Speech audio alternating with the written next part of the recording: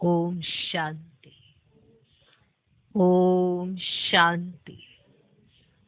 ओम शांति। आज की तारीख है 4 दिसंबर 2020।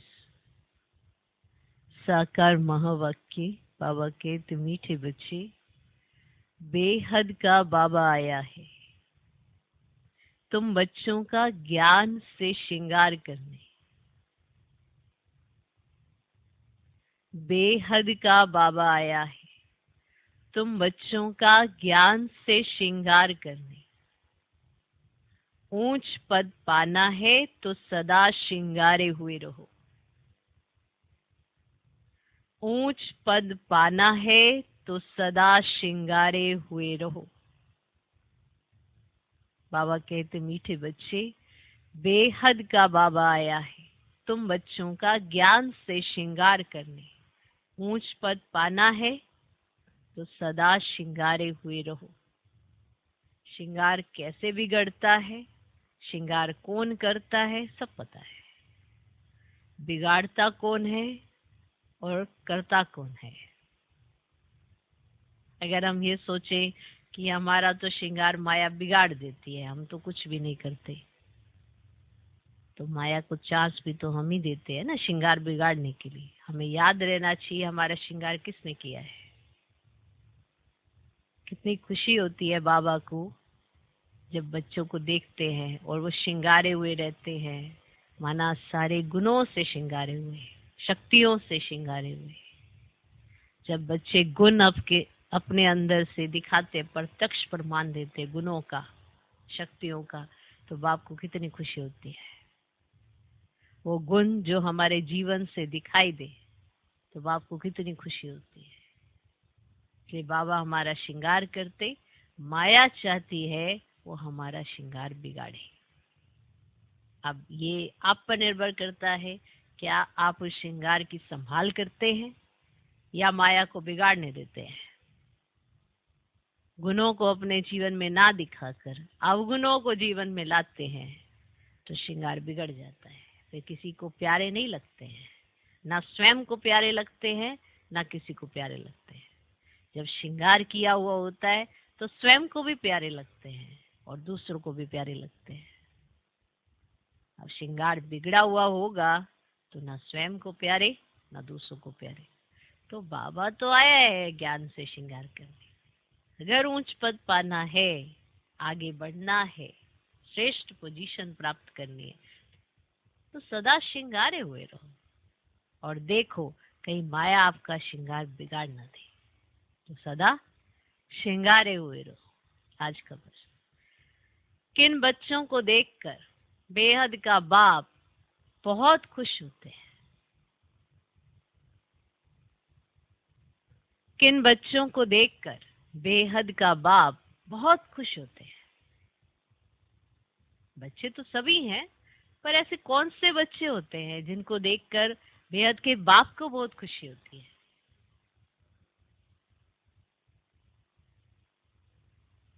बहुत खुशी होती है ऐसे बच्चों को देखकर,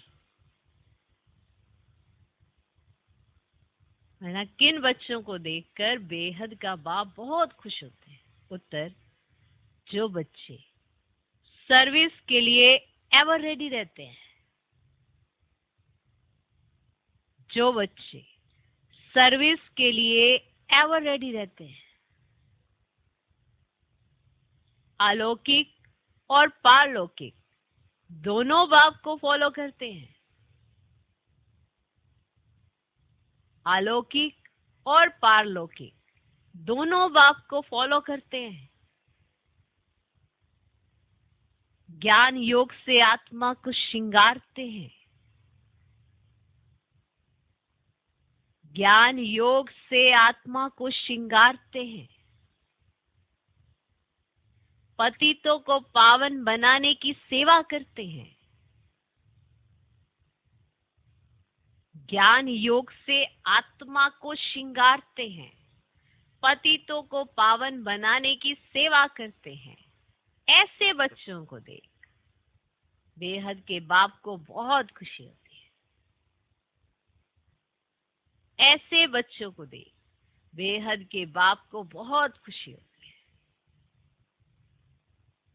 बाप की चाहना है मेरे बच्चे मेहनत कर ऊंच पद पाएं। बाप की चाहना है मेरे बच्चे मेहनत कर ऊंच पद पाएं। तो किन बच्चों को देखकर बेहद का बाप बहुत खुश होते हैं? उत्तर, जो बच्चे सर्विस के लिए अब रेडी रहते हैं, अलौकिक और पारलौकिक दोनों बाप को पूरा फॉलो करते हैं, ज्ञान योग से आत्मा को श्रृंगारते हैं, पतितों को पावन बनाने की सेवा करते हैं, ऐसे बच्चों को देख बेहद के बाप को बहुत खुशी होती है। बाप की चाहना है मेरे बच्चे मेहनत कर ऊंच पद पाएं। ओम शांति। रूहानी बाप रूहानी बच्चों प्रति कहते हैं, मीठे मीठे बच्चों, जैसे लौकिक बाप को बच्चे प्यारे लगते हैं, वैसे बेहद के बाप को भी बेहद के बच्चे प्यारे लगते हैं। बाप बच्चों को शिक्षा सावधानी देते हैं कि बच्चे ऊंच पद पाए। यही बाप की चाहना होती है ना। हर बाप चाहता है ना मेरा बच्चा मेरे से ऊंचा जाए। तो जैसे लौकिक बाप की चाहना होती है, ये तो फिर पारलौकिक बाप की चाहना है कि बच्चे जो है ना ऊंच पद पाए। ये बाप की चाहना होती है। तो बेहद के बाप की भी यही इच्छा रहती है। बच्चों को ज्ञान और योग के गहनों से श्रृंगारते हैं। तुमको दोनों बाप बहुत अच्छी रीति श्रृंगारते हैं कि बच्चे ऊंच पद पाए।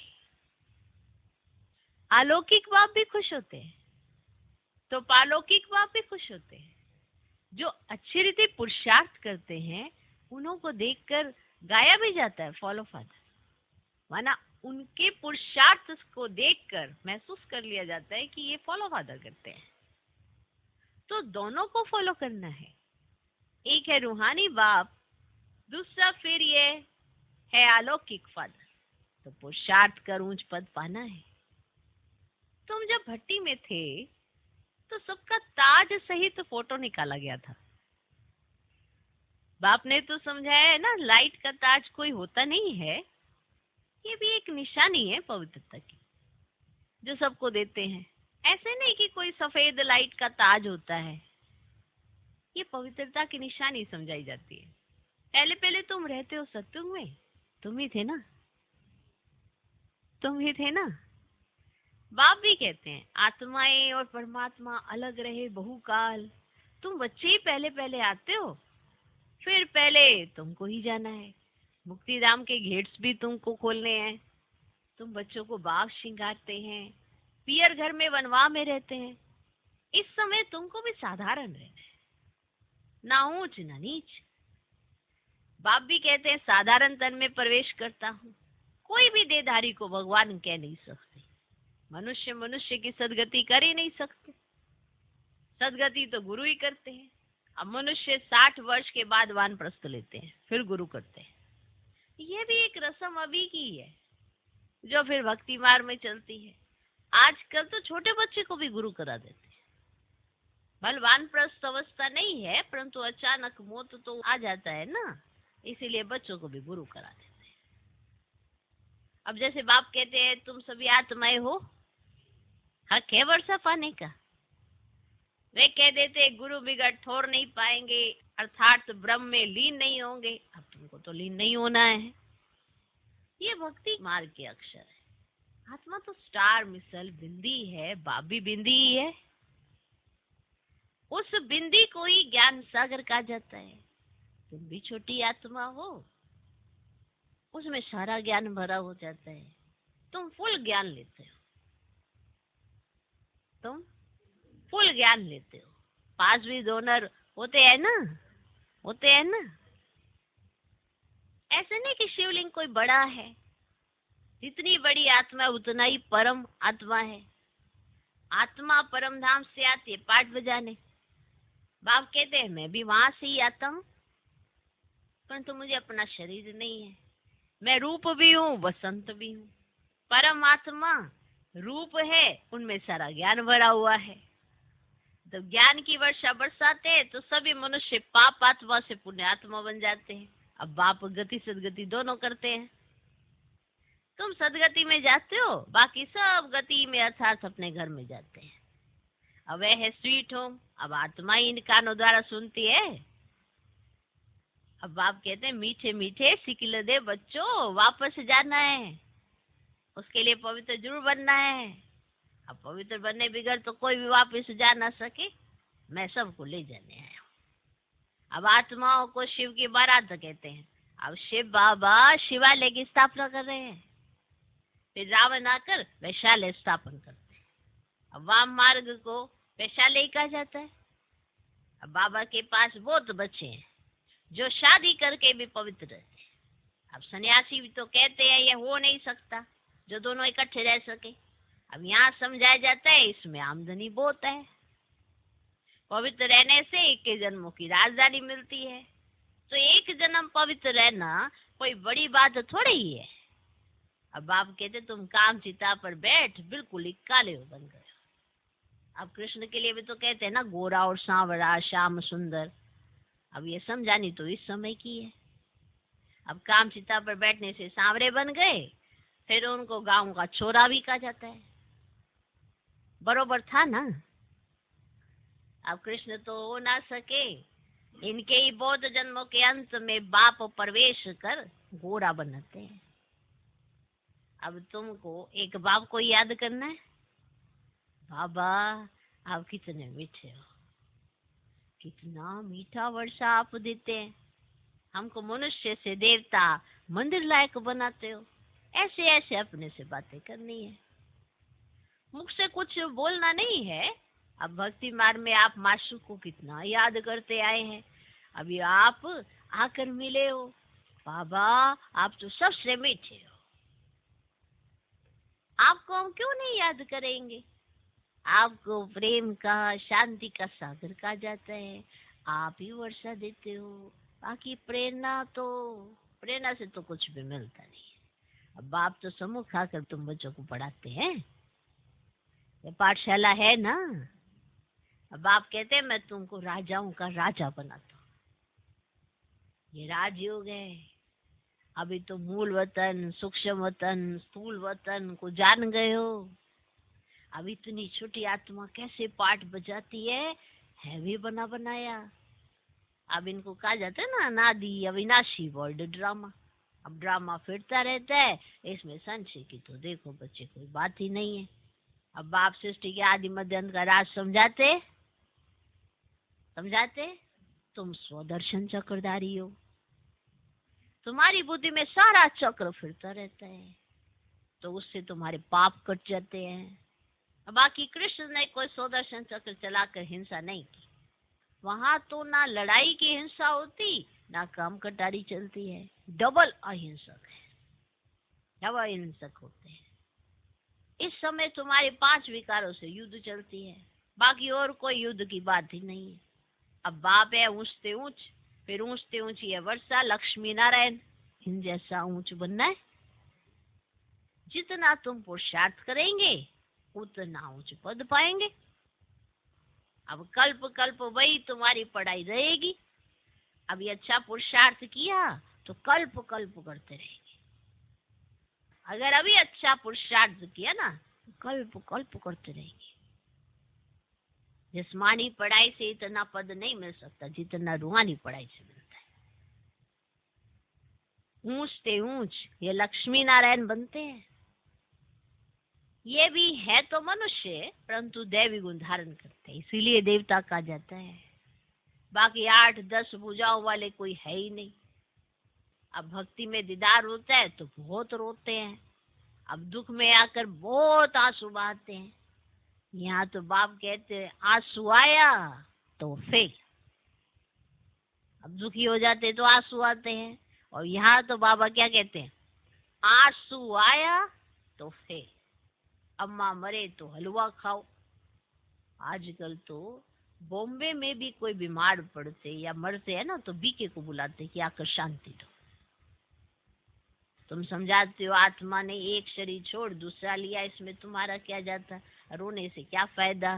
कहते इनको काल खा गया, ऐसी कोई चीज है ही नहीं। ये तो आत्मा आप ही एक शरीर छोड़ जाती है ना, अपने समय पर शरीर छोड़ भागती है, बाकी काल कोई चीज नहीं है।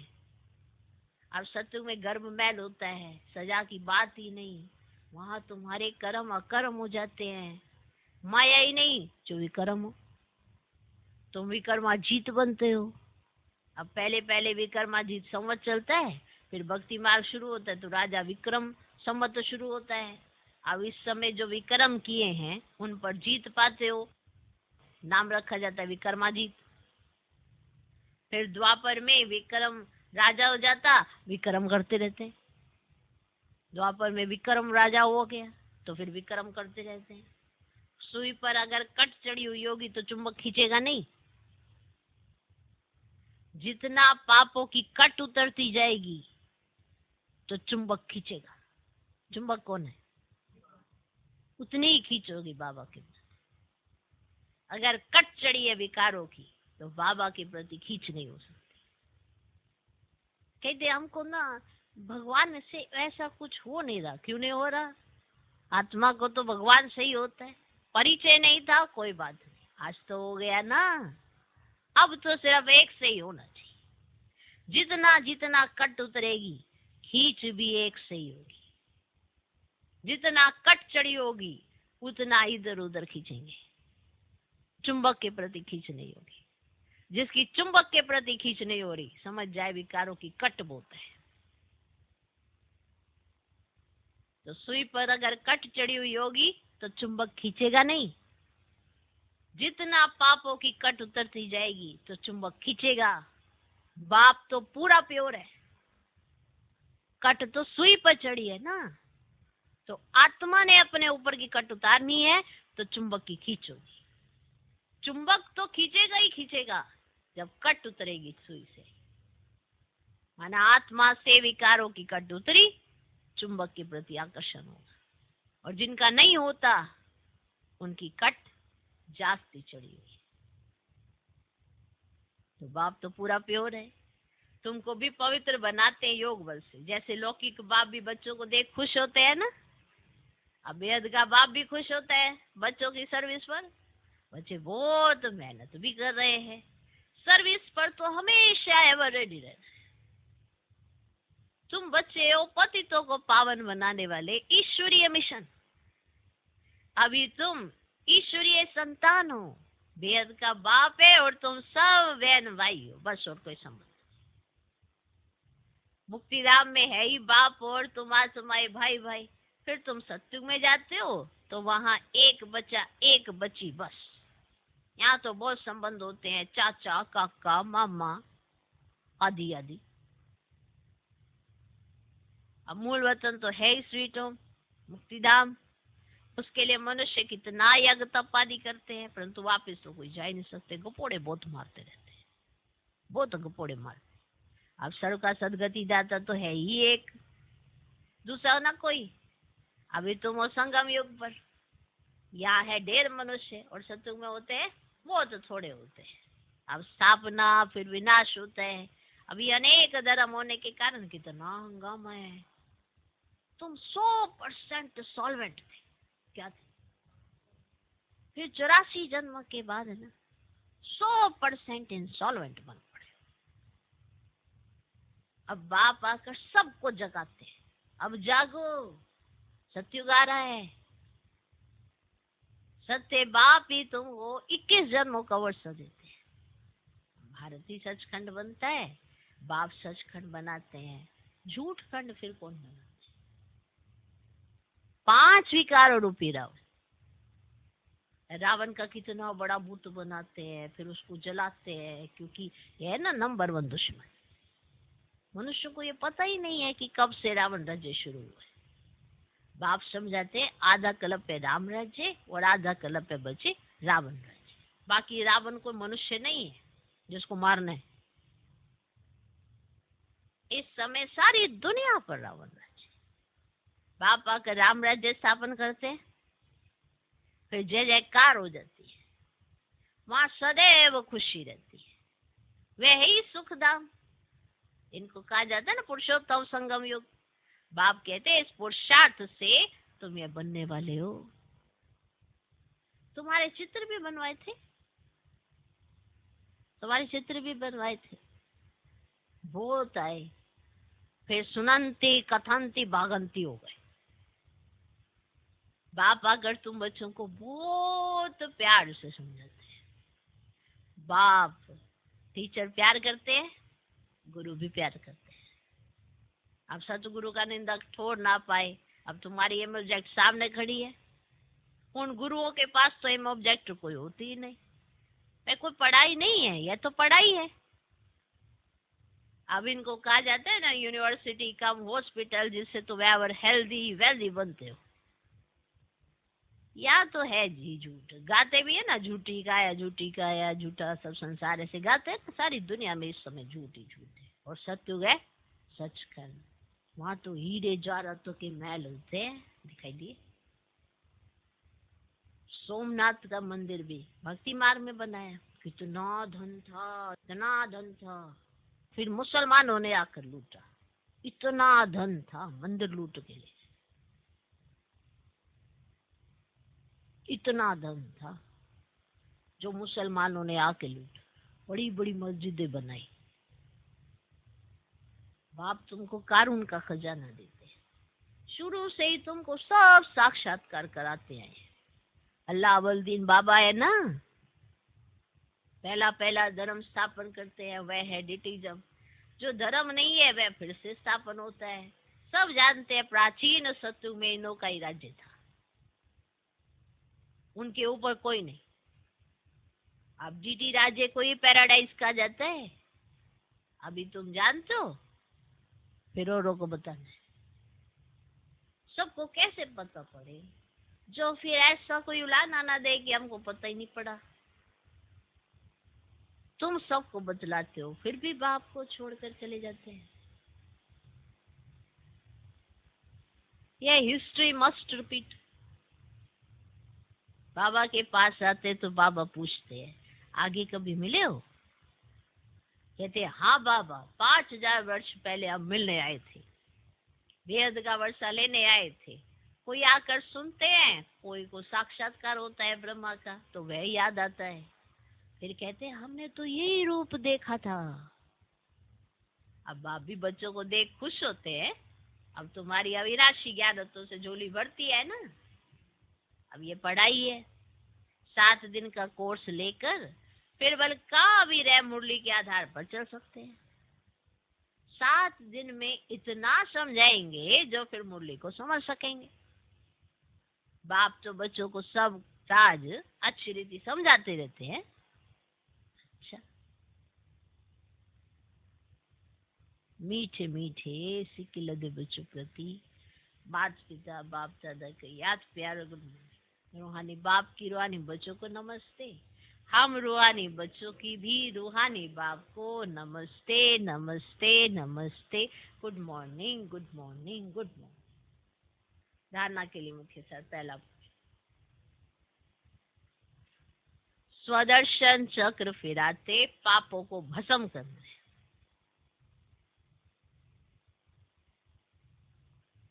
स्वदर्शन चक्र फिराते पापों को भस्म करना है। रूहानी पढ़ाई से अपना पद श्रेष्ठ बनाना है। रूहानी पढ़ाई से अपना पद श्रेष्ठ बनाना है। किसी भी परिस्थिति में आंसू नहीं बहाने। किसी भी परिस्थिति में आंसू नहीं बहाने। किसी भी परिस्थिति में आंसू नहीं बहाने। सोचो, ये परमात्मा महावाक्य है, जिसने गांठ बांध ली उसका बेड़ा पार।